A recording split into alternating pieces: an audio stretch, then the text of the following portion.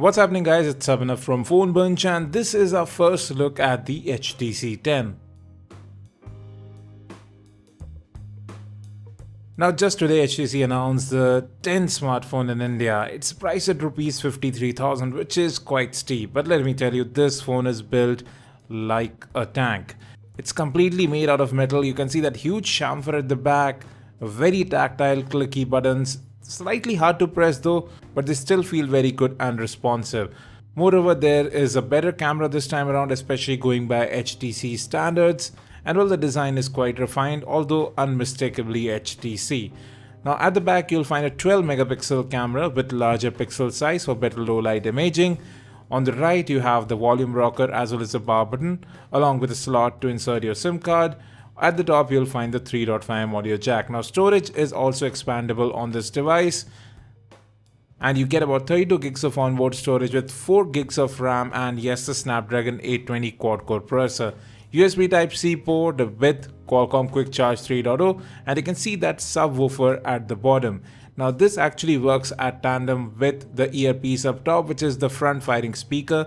So no dual boom sound speakers here, but they do get the job done. They were actually quite loud. Now at the bottom you'll find the capacitive home button / fingerprint sensor, and yes, the capacitive keys do light up on its sides as well. Now this 5.2-inch Quad HD display is quite sharp, has excellent touch response, and you have 2.5D curved glass at the top to protect it from scratches. Very wide viewing angles as well, as you see here.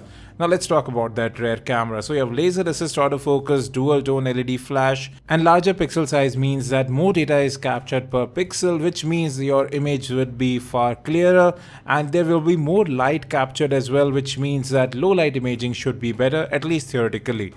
Now there's quite a lot of modes available here, especially the Pro mode where you can capture images in RAW so you can edit them later. Then you have white balance control, manual exposure control, manual focus, and quite a lot more. Now talking about software, HTC has really cut down on the bloat. There are no duplicate apps, just the most important apps that you need from Google as well as from HTC. Now Sense UI is as close to stock Android as it has ever been. It's far cleaner to look at, you can see there right up top. Now let's get to storage. This is the 32 gig variant. You'll get about 22-23 odd gigs when you get the device, and as I said earlier, storage is expandable. And you get 4 gigs of RAM on the device, out of which about 2 gigs were free, even though several apps were running in the background. And the best thing is how good this phone performs. Animations are slick. Apps open up quickly. I didn't notice any lag whatsoever. Now you don't expect that either, especially on a flagship device, but it seems far cleaner and far smoother.